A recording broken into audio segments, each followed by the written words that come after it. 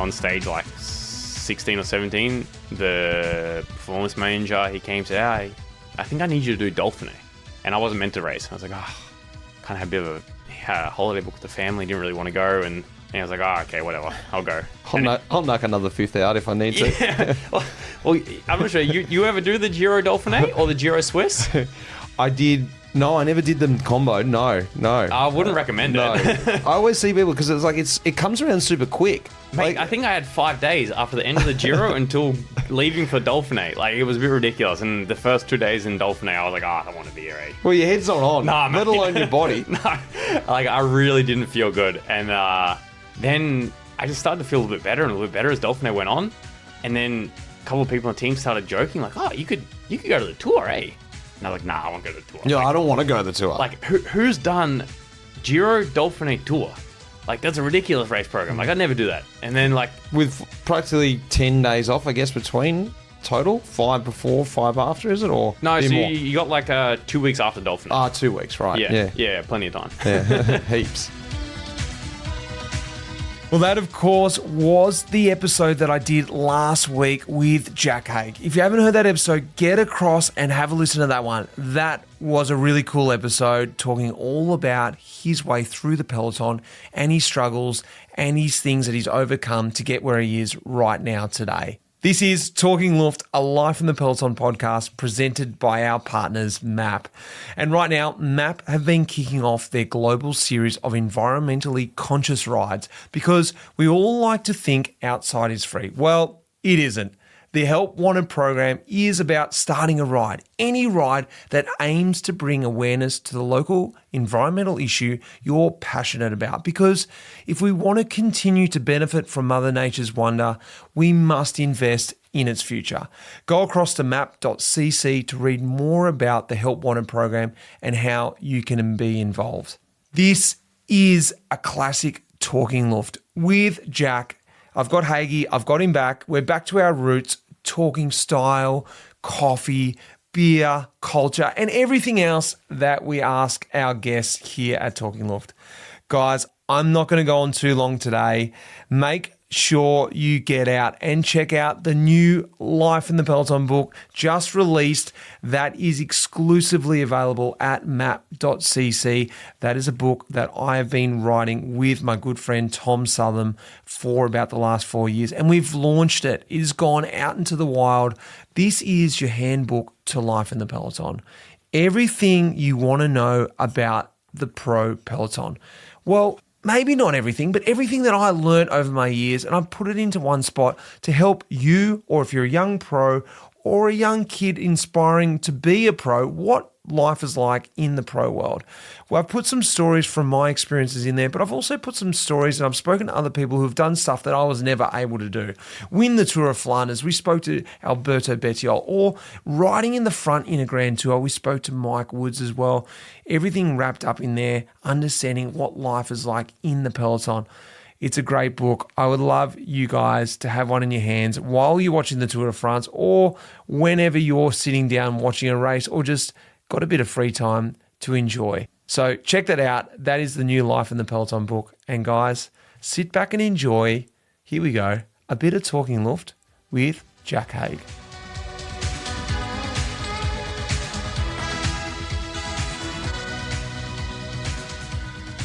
Hagee, it's time for a bit of fun. Talking Luft. All right, let's go, mate. Let's see what your style's like. Could be interesting. You reckon you're a bit of a style guru? Probably not. I think my wife always complains that I never look at myself in the mirror before I leave, and she's like, "Mate, look at your hair. Like, what are you wearing?" I'm like, "I don't know." You've got a coffee moustache. Yeah. Let's start with that then. Your head. I'm talking about caps, casquettes, capolinos. How do you wear yours? What's your style when you don't have your helmet on, when you're walking to the podium, when you're cruising around the streets, whatever, whenever you're wearing a capolino?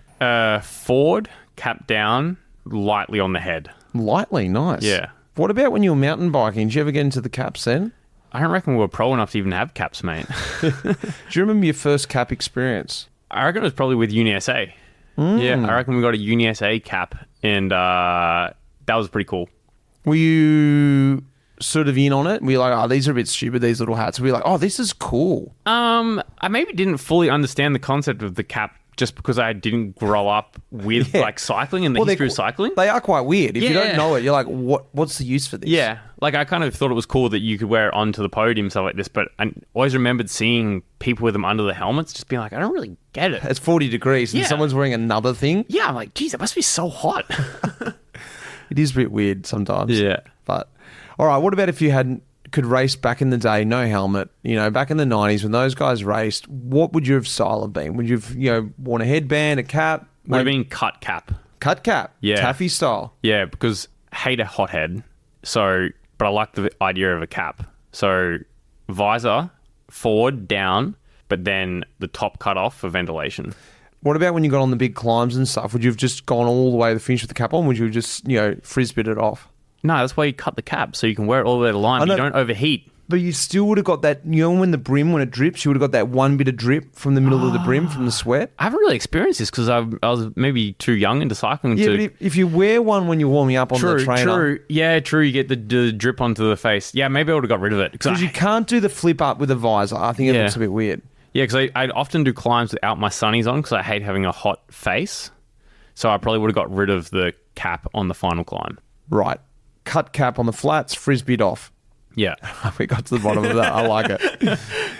All-time favourite kit and team. So it could be, the kit that you loved. Also, you got to think about the team. It could be something recent. Maybe you're not into the full old history of the road teams. Maybe you've gone back and had a look. It probably would be the initial Team Sky kit, just because that was the era that I was getting into cycling more, and that was when Bradley Wiggins was racing, and I kind of started looking at professional cycling, and he was a similar build to me, and I saw that and I was like, man, he's got style. Like, I thought he was a pretty stylish guy on the bike. The black kit with the blue stripe and everything that went around with Team Sky at that moment, I thought was pretty cool. And also the team, the actual roster of the riders. Yeah, exactly. Like the riders on the team, some of them were relatable because like Richie was there. Like I said, Bradley Wiggins was there, and I saw it as a pretty cool team. That's a good one. No one's ever said that actually, but you sold it on me. It's a good one, mate. Let's talk a little bit of culture. Favorite rider of all time? I guess it would probably be maybe Wiggins, just for the similar thing to what I said before, that I saw him as being a similar characteristics to me when I was coming up, and I thought he was quite stylish on the bike, just quite smooth, and also he had a bit of a personality off the bike as well, which was a bit more interesting than maybe most of the peloton. What about the favourite rider right now?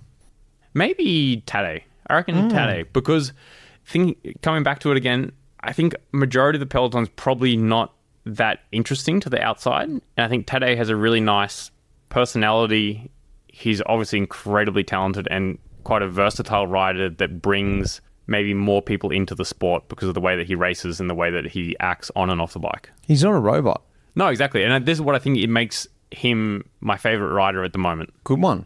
Yeah, really good one. Best moment in a race. So that moment when you're just like, I just love this bit. Like it's just, for me, it was like the breakaway's gone. I can actually have a piece of food. Oh, yes, there's only 1K in the race and the break's on. The best moment for me. Could be literally seeing the 1K to go. It could be the neutral zone. I don't know. You could have something really weird. What's your favourite part of a race? Exactly what you said. Right. When the break's gone, and like, especially if it's been like a really hard day before and you sense the peloton's really tired, but you're like, man, I really hope they don't race today. And then two guys just roll off the front. It's like a light headwind, and you just chill in the bunch and you go find some friends and you just go talk some shit with them. What about vice versa then? Worst moment in a race, that moment where you're just like, I hate this bit. The start of a stage in UAE Tour when the flags are really fluttering in the wind and it's already echelon behind the neutral car. I don't mind that. So, No, when it's echelons in the neutral, nah. yeah, right. Okay. Well, for me, it's got to be like rolling neutral zone and you can just see the flag dropping just as the road kicks up. You're like, no, 10K uphill, here we go. Yeah, You're loving that. Yeah, that's not bad for me. Then I'm like, oh, it's all right. I thought that would have been your favourite bit. Uphill start. The uphill start's right. I always joke and I say, oh, all I need to do is just a little bit over threshold and I'll make the break. And then for you guys in the bunch, like you probably hate that. Oh, yeah. I absolutely hate that. All right. One bike to ride forever. RMG, road bike, mountain bike, or gravel bike. What would it be? This is a tough one because I love mountain biking, But as I've done more and more road cycling, I've really enjoyed the experience you can have on a road bike to cover distance. So I'd probably go the combination of the both. A gravel bike that has the ability to fit quite wide tires. So like a more off-road focused gravel bike. So how wide tires? Because you can get gravel bikes now that can fit mountain bike tires. That's kind of what I'm talking about, like 40C plus tires.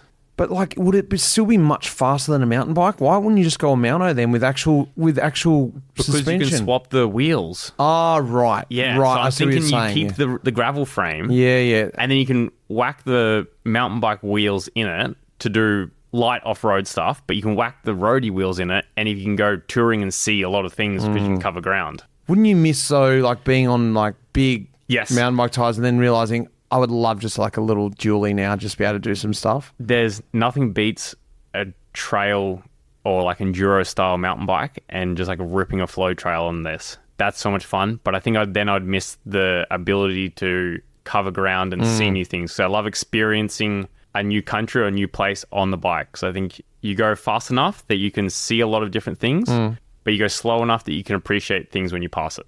Good answer. Very good. Favorite race of all time? Maybe a race you haven't done. There's only a couple left, but what's your favorite race? I'd like to try and go Criterium Dauphiné, finish 5 years fifth. So I've done 3 years in a row fifth. I need 2 more fifth. So that's or better. That's your favorite race. Yeah. Love it. Or better. I like that. Good adding. Cobbles or gravel? Gravel. All right, let's do about you. Crosswinds or mountains? Oh, mountains. Come on, mate. Training or racing? Maybe training. Yeah, right. Has that shifted? No, I've always enjoyed training, to be honest. And I enjoy the process of self-improvement and self-learning of doing different things in training. And then I also enjoy, I don't mind like an altitude training camp where you're a small group of guys and you really sort of bond together in that environment. And it's quite maybe meditational. That's not a word, but you kind of know what I mean. Like quite calm. You're focusing just on one thing. You got a small group of guys really building towards a specific goal. So I quite like training. It's quite therapeutic. That's kind of what I'm thinking about. Yeah, you're sort of up there. You're doing your thing. Everyone's suffering, and you're moving steps forward, aren't you? Yeah, and you're sort of there with this sole purpose of getting better to prepare for this big goal. Yeah, it's nice. What's one thing weird that you take to a race? Like everyone's got all these things they take in their suitcase. We saw this whole coffee thing started from when I started. And then everyone had their own coffee grinders, and in the end, I was taking a little photo of my family. What's one thing you put in your suitcase that you don't think a lot of riders have? Or maybe they do. Maybe it's just something weird. I might give 2. So one, I always take these red light or blue light blocking glasses. So like the red glasses. Yeah, they're super weird though. Yeah. You know, the kooky looking ones. I love rolling them in the hotel lobby. Everyone's looking like a complete weirdo. But I think that this actually helps with sleep. Or I find that it helps because we're on our phones all the time and sleep's so important. So I normally whack them on at night time. And then the little peanut ball thing for cracking your back. Oh. It's kind of like the 2 tennis balls taped together. Yeah. And you just like do it on your spine. It's like a mini version of a foam roller. And I really get like a nice feeling to do like my upper thoracic after being on like the bike crunched over all day. And that's always in my suitcase. That and the blue light blocking glasses. What does the Cairo think of that? I don't think he knows. I just do it myself and hide it from him.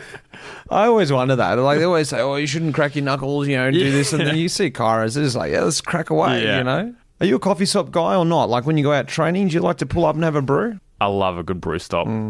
What about when you're in the season training and stuff like that? Do you always still do a brew stop? Depends if I'm alone or not. If I'm alone and I'm suffering, I'll stop for a brew stop. And then I guess also now being a father, I maybe minimize the amount of time that you just end up wasting at the brew stop. Because like before you're a parent, you just spend all day outside riding your bike and you stop at a coffee shop for 2 hours. And if you're home at 4, you're home at 6, it doesn't really matter. But now I always try and be home before 5 because that's when my son finishes school. So if I've got time, I'd like to stop, but I do have the consideration of the family now. What do you get when you stop? Over in Spain or in Andorra or around that area of France, even when you pop over the hill there, what's your typical sort of pull-up stop? You like to get yourself a bocadillo? What are you getting on it? What's your little run us through?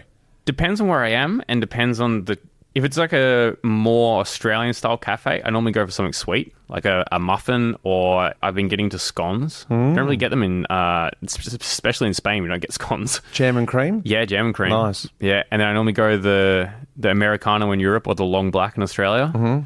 But then if it's just like a random Spanish little village, then it might be a bocadillo con tortilla francesa.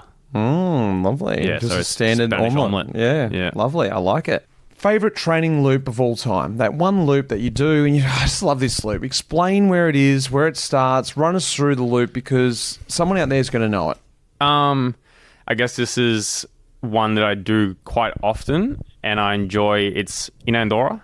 It's starting in where I live in La Massana, going over Coldordino, up to Port d'Invalera, across the French border, down to Pichera, stopping at the Nord-Est Cafe, getting a nice coffee there and normally some kind of cake.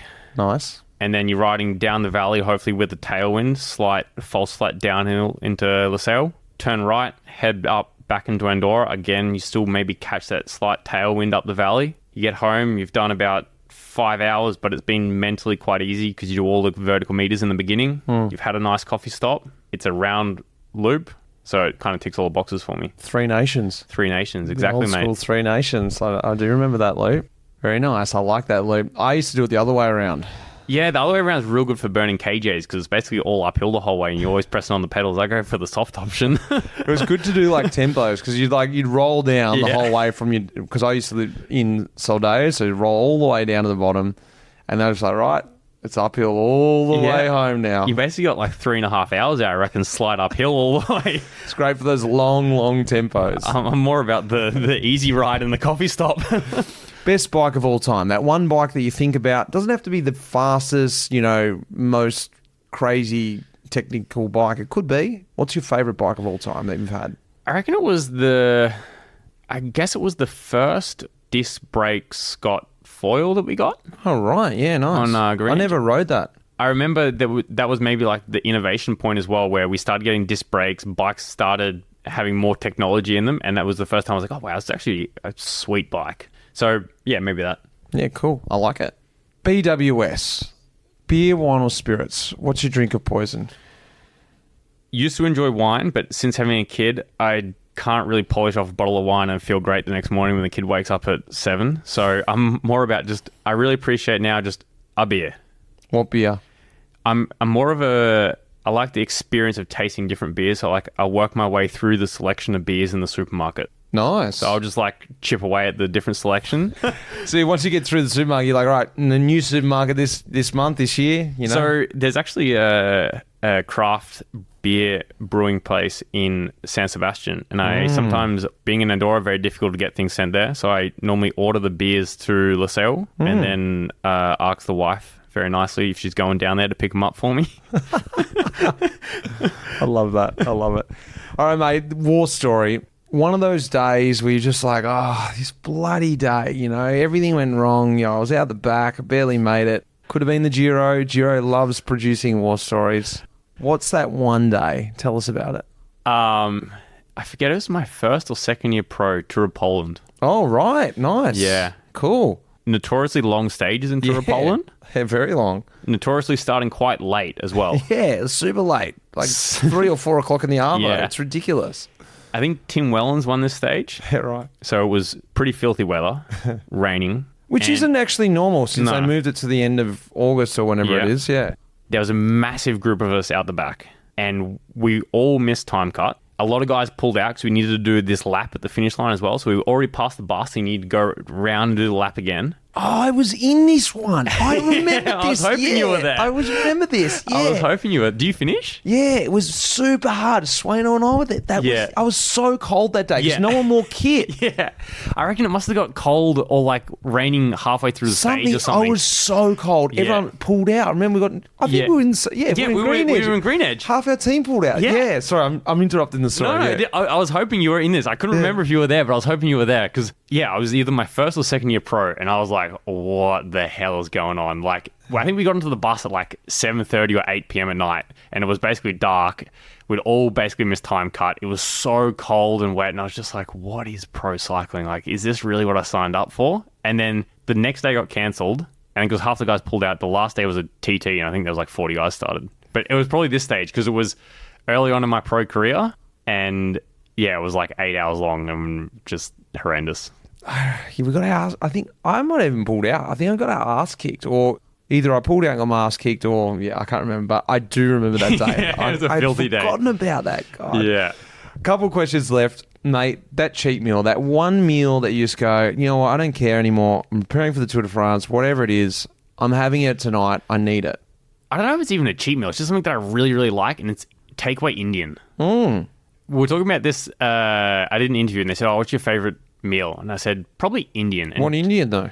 just the only Indian that's in Andorra. Were you in Andorra when the Indian was there? Yeah, but I mean, like, what dish? Like Rogan Josh? No, it depends on what I'm after or what I'm feeling. Sometimes I don't mind a vindaloo, a little bit of a spicy kick. I do love a Peshwari naan, the sweet naans. No garlic naan? No, I'm more of a Peshwari naan, man. The garlic's, it's all right, but I'd order the Peshwari over it. Then if I'm not really feeling spicy, then just the standard, just like butter chicken or something nice. Poppadoms?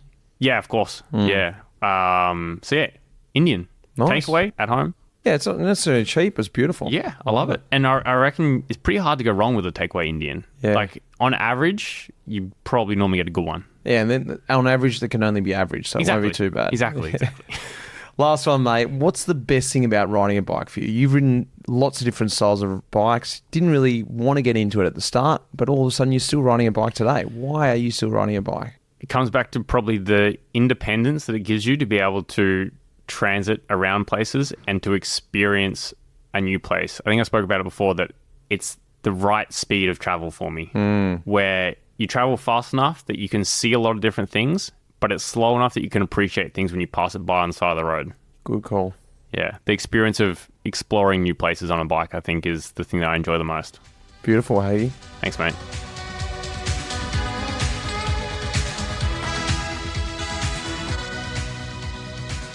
Well, there we go. Haig back with the old classic Talking Luft. I really enjoyed doing that one. Back to the old roots. I hope you guys enjoyed that. Haig was a great guest. It was great to have him on the pod the last 2 weeks. We're in the lead up for the Tour de France now. So, guys, I hope you're enjoying your cycling. Like I said, get across and grab yourself one of the new Life in the Peloton books exclusively at maap.cc. Big thanks goes out to MAAP, of course, Red Bricks Media, who put the podcast together. You guys for listening. And yes, next week we will have another podcast for you guys. So until then, take it easy and I'll speak to you then. Cheers.